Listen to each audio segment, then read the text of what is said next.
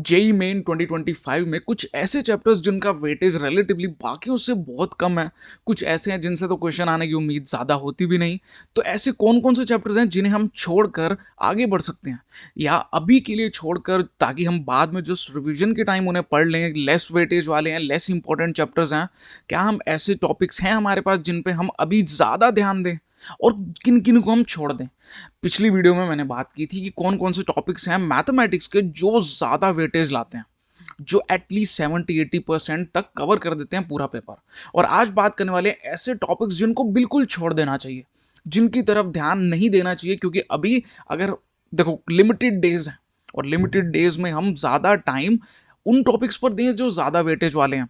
तो ध्यान देना, कहीं आप भी इन्हीं टॉपिक्स को ना पढ़ रहे हो तो इनको अभी अवॉइड करना, अभी के लिए अवॉइड कर सकते हो, बाकी आपकी चॉइस है। तो आज हम इसी के बारे में बात करने वाले हैं। Welcome to the channel maths with Abhinav Batra. अगर आप फर्स्ट टाइम आए तो सब्सक्राइब कर देना अपने चैनल को, ताकि कोई भी ऐसा इंपॉर्टेंट अपडेट आपसे मिस ना हो पाए। तो स्टार्ट करते हैं वीडियो को। देखो ऐसे कौन कौन से चैप्टर, देखो जैसे मैंने यहाँ पर हाईलाइट किया है ना, यहाँ मैंने हाईलाइट करा इसीलिए करा है ताकि कैलकुलस पे सब ज़्यादा ध्यान हो। कैलकुलस कितना आ रहा है, 35 से ज़्यादा मार्क्स का इंपॉर्टेंट है। एटलीस्ट 9 से 10 क्वेश्चन आपको देखने को मिलेंगे, तो इसको तो मत छोड़ना। ठीक है, आगे बात करते हैं। टॉपिक सबसे पहला मैथमेटिकल रीजनिंग। मैथमेटिकल रीजनिंग का जनरली जो क्वेश्चन होता है वो होता है ईजी, वेरी इजी। ठीक है, बहुत आसान क्वेश्चन आता है, ज़्यादा से ज़्यादा एक क्वेश्चन आ जाएगा, बट और वेटेज इसकी कम है, आसान रहेगा, और एग्जाम से जस्ट पहले भी पढ़कर जाओगे तो भी हो जाएगा। बहुत ईजी है, इसको अभी के लिए स्किप कर सकते हो। उसके बाद आता है स्टैटिस्टिक्स। स्टैटिस्टिक्स का ना जनरली एक क्वेश्चन देखने को मिलता है पेपर में, और कभी रेयर ऐसा हो जाए तो ऐसा भी होगा कि कोई क्वेश्चन ही नहीं आया। ठीक है, ये भी याद रखना। जिन क्वेश्चंस की, जिन चैप्टर्स की वेटेज एक क्वेश्चन की है या दो की है, कई बार ऐसा भी हो सकता है वो एक भी ना आए। ऐसा पॉसिबल है, क्योंकि अलग अलग सेट में, अलग अलग शिफ्ट में अलग अलग टाइप के क्वेश्चंस आने वाले हैं। तो ठीक है, अगर आपको लगता है कि आप स्टैटिस्टिक्स को बहुत इजीली कर लेते हो तो अभी छोड़ दो, इसको डिटेल में ना पढ़ो, ताकि बाकी टॉपिक्स मिस ना हो। तो अभी के लिए छोड़ दो, बाद में पढ़ लेना। और बेसिक फॉर्मूलाज वगैरह ही याद रखना है इसमें। तो लीनियर प्रोग्रामिंग का ना बहुत कम वेटेज है, एक क्वेश्चन भी रेयर दिखेगा। ठीक है, रेयर। किसी किसी शिफ्ट में क्वेश्चंस नहीं दिखे थे लीनियर प्रोग्रामिंग के, कईयों में एक थे, तो एक से ज़्यादा तो है नहीं। तो और आसान है ना, आसान है। कुछ कुछ चीज़ों को याद रखना, कॉन्स्ट्रेंट्स क्या होते हैं, है ना, मैक्सिमाइज मिनिमाइज का कॉन्सेप्ट है जो, ये याद रख लेना बस थोड़ा सा, और इसके बेस पे क्वेश्चन हो जाएगा। तो ये लास्ट के दिनों में पढ़ा जा सकता है, तो अभी के लिए स्किप कर दो। देखो जितने भी टॉपिक्स के बारे में बात कर रहे हैं, मैं नहीं कहूँगा उनको बिल्कुल छोड़ के चले जाओ, क्योंकि ये ऐसे हैं जिनसे अगर क्वेश्चन आता है तो तुम्हारे 4 मार्क्स पक्के हो जाएंगे, बट अभी पढ़ाई के दौरान इनको छोड़ा जा सकता है। Sets, relation and function. देखो सेट का ना एक आधा क्वेश्चन आता होता है, छोड़ दोगे तो कोई खास बड़ी बात नहीं होगी, क्योंकि टॉपिक बड़ा है। टॉपिक बड़ा है, उसके ऊपर इतनी सारी प्रैक्टिस कर लो कोई फायदा नहीं है। सेट और बेसिक रिलेशन है जितने भी, उसको बहुत कम पूछा जाता है, बहुत रेयर आता है। जेईई मेन में प्रीवियस 5 ईयर्स की बात करें, आ गया तो भी एक क्वेश्चन आ गया, तो कोई खास बड़ी चीज़ नहीं है। ठीक है, फंक्शंस पर ज़्यादा ध्यान देना और इन्वर्स फंक्शंस पर ध्यान देना। देखो अगर आपको फंक्शंस नहीं पता क्या होता है, मैंने डेडिकेटेड वीडियो बनाई थी, मैंने फंक्शंस, रिलेशंस, इन सब पूरे के बारे में बात करी, क्या क्या बेस समझाने के लिए, not for the JE purpose, but base समझाने के लिए क्या है, तो बेस आप वहाँ से जाके देख सकते हैं अगर आपको कंफ्यूजिंग लगता है। इस तरह समझाया कि देखो सारी बात आ जाती है कि बेस क्या है हमारा, कि हमें टॉपिक की कुछ समझ कितने की एक्चुअल में वो है क्या। वो होगा तो हम हायर लेवल भी सॉल्व कर लेंगे, तो एक बार उसको भी चेक कर सकते हो, आई बटन में डाल दूंगा। ठीक है, इन्वर्स फंक्शन और फंक्शन को पढ़ लेना अगर सेट्स को स्किप कर रहे हो। उसका आता है मैथमेटिकल इंडक्शन। इसका क्वेश्चन नहीं आएगा, और उम्मीद है कि आगे भी नहीं आएगा, कोई बड़ा टॉपिक नहीं है।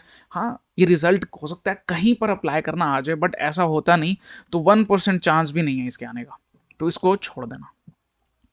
उसका आता है बाइनोमियल थ्योरम।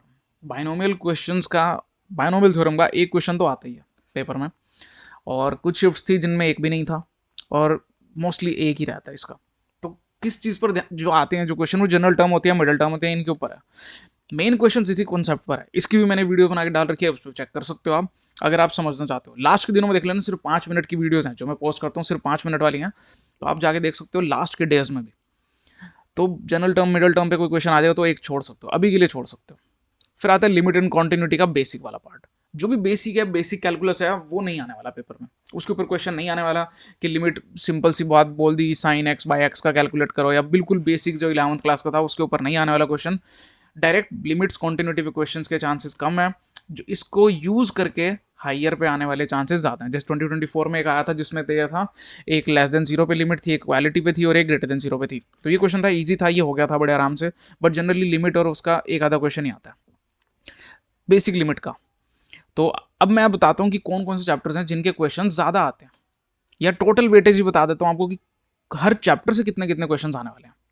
देखो क्वाड्रेटिक इक्वेशन, थोड़ा जूम कर देते हैं आप लोगों के लिए, आई थिंक विजिबल होगा। क्वाड्रेटिक इक्वेशन और कॉम्प्लेक्स नंबर से 2-3 क्वेश्चन आते हैं। कॉम्प्लेक्स का एक रहता है, क्वाड्रेटिक के 2 रहते हैं जनरली, जो अब तक देखा गया। पैटर्न कभी भी चेंज होता है बट अभी तक ये है। मैट्रिक्स एंड डिटर्मिनेंट पर 2 तो क्वेश्चन मिनिमम है ही है, 3 भी आ सकते हैं, तो ये तो मत छोड़ना। प्रोबेबिलिटी पे 1 या 2 क्वेश्चन एक मिनिमम है, 2 किसी किसी शिफ्ट में रेयर हो जाए पर एक क्वेश्चन तो आएगा। बाइनोमियल का भैया 1-2 चांसेस हैं, एक के कोई रेयर शिफ्ट में 2 पर आ जाए। सीक्वेंस सीरीज के 1-2 क्वेश्चन जरूर आते हैं, अच्छे हैं, आसान है, कर सकते हो। परमुटेशन कॉम्बिनेशन आसान टॉपिक है, आप चाहो तो अभी के लिए छोड़ सकते हो, सिर्फ एक ही क्वेश्चन आएगा। सेट थ्योरी एंड रिलेशन है, जैसे मैंने बोला, छोड़ सकते हो। तो अगर हम बात करें कौन कौन सा टॉपिक इन जनरल छोड़ा जा सकता है, ये छोड़ा जा सकता है फिलहाल के लिए, ये भी छोड़ा जा सकता है, बाइनोमियल भी। प्रोबेबिलिटी आसान है तो अभी के लिए शायद तुम ये भी छोड़ सकते हो, अभी के लिए छोड़ सकते हो। फाइनल डेज में तो पढ़ना होगा, लास्ट के 1 वीक में।